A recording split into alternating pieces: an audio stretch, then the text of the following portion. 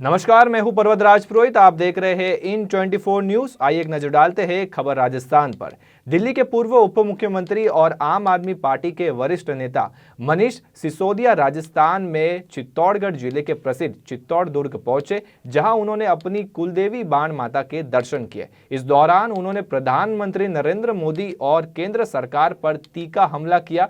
सिसोदिया ने कहा कि देश में जो नेता देशभक्त होते हैं वे जनता की भलाई और शिक्षा के लिए काम करते हैं, लेकिन वर्तमान में प्रधानमंत्री मोदी अपने मित्रों के फायदे के लिए सरकारी एजेंसियों का दुरुपयोग कर रहे हैं। उन्होंने यह भी कहा कि देश के लिए दुर्भाग्यपूर्ण है कि ऐसा प्रधानमंत्री सत्ता में है जो अपने मित्रों का आर्थिक लाभ पहुंचाने के लिए राजनीति कर रहा है। चित्तौड़गढ़ की अपनी यात्रा पर सिसोदिया ने कहा कि यह पहली बार है जब वह अपने कुलदेवी बाण माता के दर्शन के लिए यहां आए हैं। मेवाड़ और चित्तौड़गढ़ के इतिहास को उन्होंने बचपन में पढ़ा था और अब यहां आकर गर्व महसूस कर रहे हैं। आइए जानते हैं इस यात्रा पर सिसोदिया ने किस तरह से बीजेपी पर निशाना साधा। देश में राजनीतिक परिप्रेक्ष्य थोड़ा सा ये दुर्भाग्यपूर्ण है, क्योंकि जो देशभक्त लोग होते हैं वो अपने देश के लोगों से प्यार करते हैं, उनकी उन्नति के लिए काम करते हैं, उनकी शिक्षा के लिए काम करते हैं। देशभक्त राजनेता या पुराने देशभक्त राजाओं की हम बात करें तो उनकी सुरक्षा के लिए, उनके विकास के लिए वो जान लड़ा देते थे। लेकिन आज हम ऐसे राजा देख रहे हैं, जो ऐसे प्रधानमंत्री देख रहे हैं जो अपने मित्रों के लिए जान लड़ा देते हैं। उसके अलावा उन्हें ना देश से मतलब है ना देश के लोगों से मतलब है। तो ये दुर्भाग्यपूर्ण है देश के लिए कि देश में इस वक्त ऐसे प्रधानमंत्री बैठे हैं जो सत्ता की सारी ताकत अपने मित्रों का फ़ायदा पहुंचाने के लिए लड़ा रहे हैं। एजेंसीज का सारा दुरुपयोग अपनी राजनीति बचाए रखने के लिए कर रहे हैं।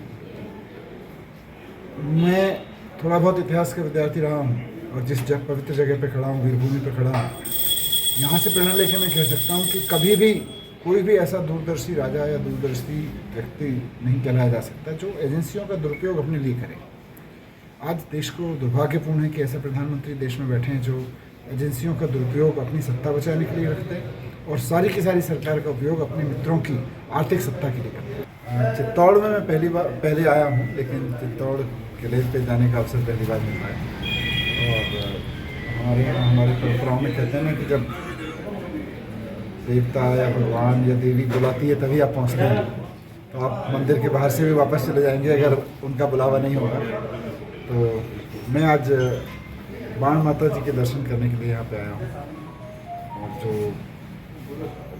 इतिहास में हम देखते हैं कि बाण माता जी हम सब सिसोदिया वंश के लोगों की कुलदेवी हैं, तो उनके दर्शन करने की इच्छा से मैं यहाँ पे आया हूँ। और मुझे बड़ा सौभाग्य है कि हमारी पार्टी के तमाम लोग यहाँ पर मेरे साथ में हैं, यहाँ के समाज के लोग मेरे साथ में हैं। मुझे अच्छा लग रहा है।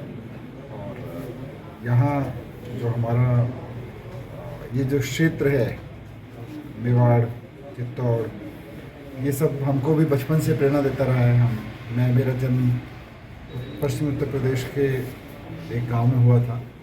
वहाँ पे हम लोग बचपन से कहानियाँ पढ़ पढ़ के और कविताएं पढ़ के और वीर रस की यहाँ की कविताएं पढ़ के बड़े हुए। तो हमेशा एक ड्रीम वर्ल्ड है मेवाड़ की कहानियाँ, मेवाड़ का इतिहास हम सब लोगों के लिए प्रेरणा का स्रोत रहा है पूरे जीवन के लिए। सिर्फ हमारे लिए नहीं, देश और दुनिया में कहीं भी कोई आदमी कुछ करना चाहता है तो उसके लिए प्रेरणा का स्रोत, कैसे हिम्मत से काम किया जाएगा, कैसे बिना डरे, बिना पराजित हुए रणनीति बना के काम किया जाएगा, बाधाओं से कैसे नहीं डरा जाएगा, ये सब प्रेरणा हमें अपने इतिहास से मिलती है।